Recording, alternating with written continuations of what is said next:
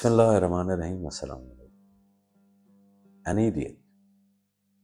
An idiot may be the name given to the ordinary man who consistently misinterprets what happens to him, what he does. He does this so completely, conceivably, that for himself and his peers, large areas of life and thought seems logical and true. An idiot of this kind was sent one day with a pitcher to a wise man to collect some milk. On the way, the idiot, through his own heedlessness, smashed the jar against a rock. When he arrived at the house of the wise man, he presented him with the handle of the pitcher and said, "So and so sent you this pitcher, but a horrid stone stole it from me."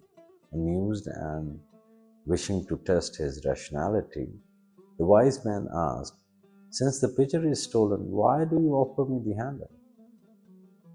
"I'm not such a fool as people say," the idiot told him, "and therefore I have brought the handle to prove my story."